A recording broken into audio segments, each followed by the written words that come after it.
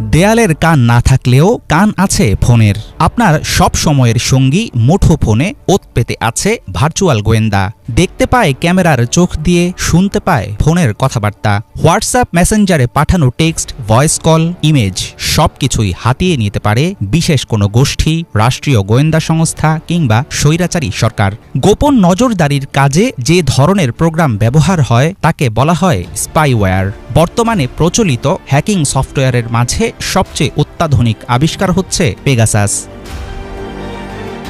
পেগাসাসের প্রধান টার্গেট হন মূলত সরকারের বিপক্ষ দলের নেতাকর্মী, সাংবাদিক, শিল্পপতি, আইনজীবী ও বিভিন্ন শ্রেণী পেশার মানুষ। নজরদারির ক্ষেত্রে বাংলাদেশের ন্যাশনাল টেলিকমিউনিকেশন মনিটরিং সেন্টার ব্যবহার করে থাকে vehicle mounted data interceptor, mobile interceptor, Pegasus সফটওয়্যারের মতো যন্ত্র ও প্রযুক্তি। সম্প্রতি গণ অভ্যুত্থানের মুখে ক্ষমতাচ্যুত হওয়া আওয়ামী লীগ সরকার এসবের পেছনে ব্যয় করেছে কোটি কোটি টাকা।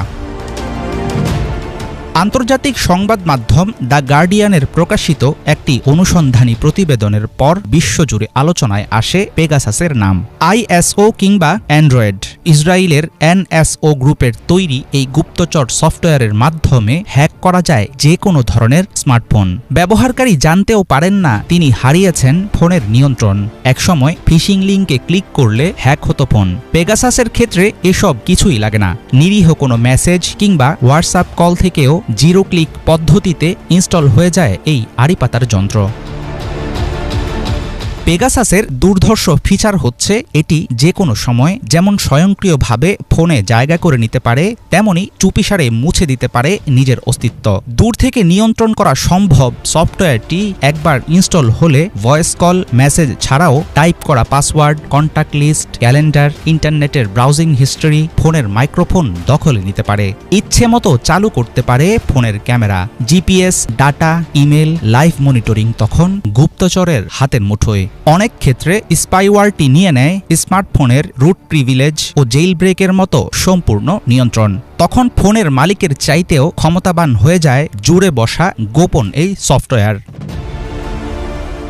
পেগাসাসের আক্রমণ থেকে বাঁচার কার্যকর কোনো উপায় এখনও আবিষ্কার হয়নি। যত নিরাপদ ফোনই হোক, স্পাইওয়্যারটির কাছে হার মানতে বাধ্য। স্মার্টফোন নির্মাতা প্রতিষ্ঠানের অজানা দুর্বলতাও বের করে ফেলতে পারে পেগাসাস।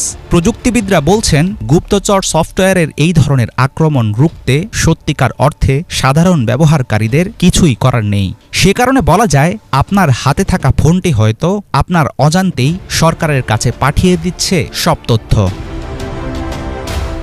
2021 সালে আল জাজিরার একটি অনুসন্ধানী প্রতিবেদনে বলা হয়, ইসরায়েল থেকে ইন্টারনেট ও মোবাইল ফোনে নজরদারি করার প্রযুক্তি আমদানি করেছে বাংলাদেশের নিরাপত্তা বাহিনী। ভারত, পাকিস্তান, সৌদি আরব, সিঙ্গাপুর, ফ্রান্স, যুক্তরাষ্ট্র, মেক্সিকো, রুয়ান্ডা সহ মধ্যপ্রাচ্য এবং আফ্রিকার বিভিন্ন দেশের সরকার বিরোধীদের উপর নজর রাখতে ব্যবহার করে আসছে এই সফটওয়্যার। রাষ্ট্রীয় গোয়েন্দা সংস্থা ও সংশ্লিষ্ট প্রতিষ্ঠানগুলোই মূলত পেগাসাসের ক্রেতা। বর্তমান তথ্যযুদ্ধের দুনিয়ায় ভয়াবহ ক্ষমতাধর হয়ে উঠছে পেগাসাসের মতো স্পাইওয়্যার।